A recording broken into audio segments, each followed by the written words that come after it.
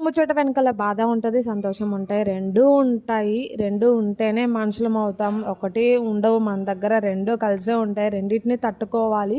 రెండిటిని చూపించొద్దు బయటికి. బాధని చూపిస్తే చులకనగా చూస్తారు. సంతోషాన్ని చూపిస్తే ఈర్ష్య పడతారు మనుషుల మీద. నాకు బాధ ఉంది కదా అని చెప్పి నేను బాధను చూపిస్తే పిల్లలు కూడా ఇబ్బంది పడతారు. వాళ్ళల్లో హ్యాపీనెస్ ఉండదు. మనం నవ్వుతూ వాళ్ళని నవ్విస్తూ ఉంటేనే ఆ ఫీవర్ అనేది తగ్గుతూ ఉంటది. మన దగ్గరే ఉంటది ఏదైనా సరే. అందుకే నేను కొంచెం నవ్వుతూ పిల్లల్ని నవ్విపిస్తూ ఉంటా అనమాట. నన్ను చూసి మీరేం ప్రయోగాలు చేయకండి. నాకు వచ్చు కాబట్టే వేస్తున్నా. ఇది పరిస్థితి. ఫీవర్ వచ్చినప్పుడు అస్సలు లేట్ చేయకూడదు. లేట్ చేయడం వల్ల ఇలాంటి సిచ్యువేషన్ వస్తుంది. ఎందుకంటే పిల్లలకి ఐ ఫీవర్ వచ్చినప్పుడు హాస్పిటల్కి వెంటనే తీసుకెళ్ళాలి. లేకపోతే టైఫాయిడ్, మలేరియా, డెంగ్యూ. మా బాబుకి డెంగ్యూ వచ్చింది. బట్ ఫీవర్ తగ్గిపోయింది కదా అని చెప్పి మేము తీసుకెళ్ళలేదు హాస్పిటల్కి. వీక్గా ఉన్నాడు అని చెప్పి తీసుకెళ్ళాం.